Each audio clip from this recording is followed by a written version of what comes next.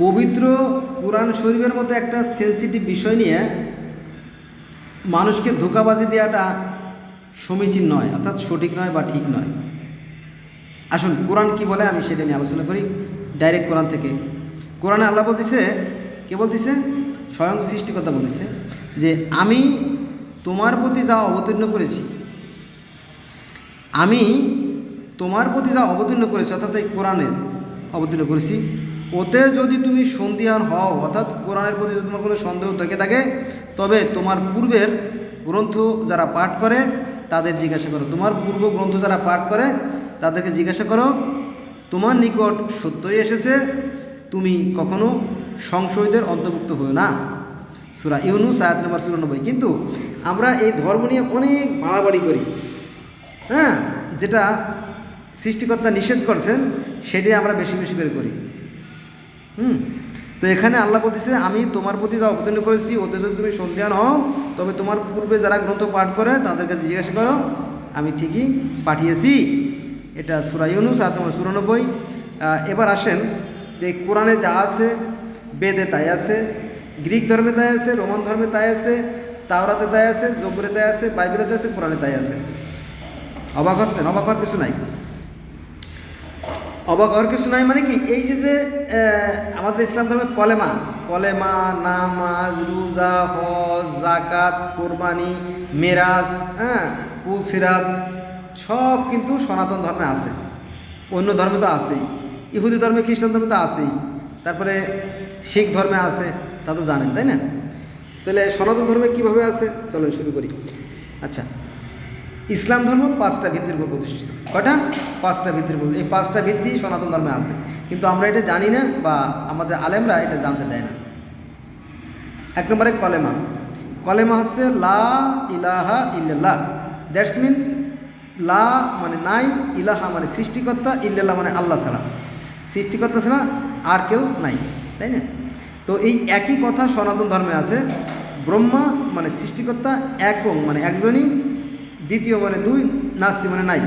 ব্রহ্মা একং, দ্বিতীয় নাস্তি, অর্থাৎ লা ইলাহা ইল্লাল্লাহ যা, ব্রহ্মা একং, দ্বিতীয় নাস্তি, অর্থ তাই। কলেমা পেয়ে গেলাম। তাহলে কলেমা সনাতন ধর্মে আছে এবং ইসলাম ধর্মে আছে কলেমা। এবার আছেন নামাজ। আমরা মুসলমানরা 5 ওয়াক্ত নামাজ পড়ি না? ফজর, জোহর, আসর, মাগরিব, ইশা 5 ওয়াক্ত নামাজ পড়ি। এই 5 ওয়াক্ত নামাজ সনাতন ধর্মে আছে, যাকে বলা হয় পঞ্চ মহাযজ্ঞ। মূর্তি পূজার কথা বেদে নাই, কিন্তু এই পঞ্চ মহাযজ্ঞ বা 5 ওয়াক্ত নামাজের কথা বলা আছে। যজ্ঞ শব্দের অর্থ আরাধনা, ধ্যান, তপস্যা বা সৃষ্টিকর্তাকে স্মরণ করা। বোঝা গেছে? এখন এই স্মরণটা কীভাবে করবেন?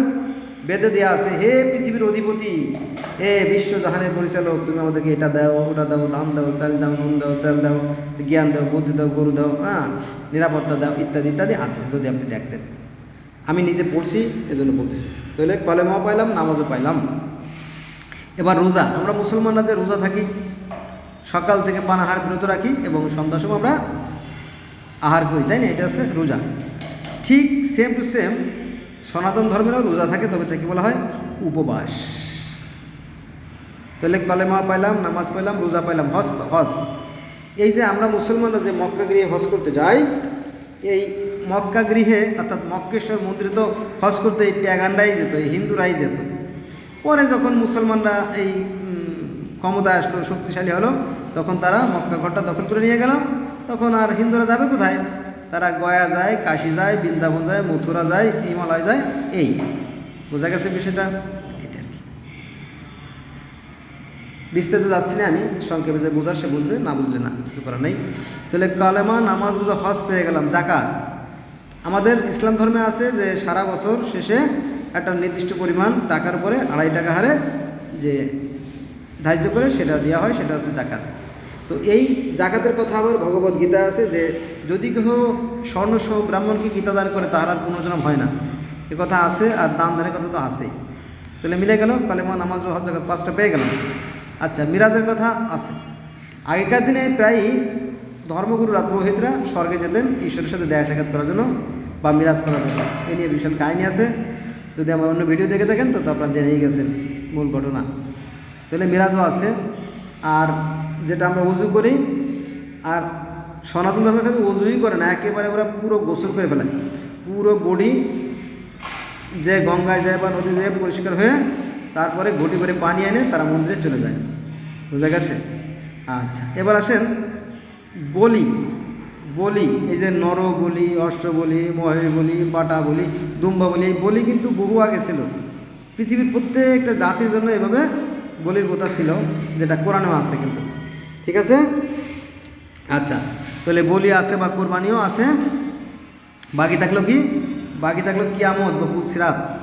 আমাদের ইসলাম ধর্মে যেমন পুলসিরাত আছে, পুলসিরাত পার হয়ে জান্নাতে যেতে হবে, সেই কথা সনাতন ধর্মে বা হিন্দু ধর্মে আছে যে তারা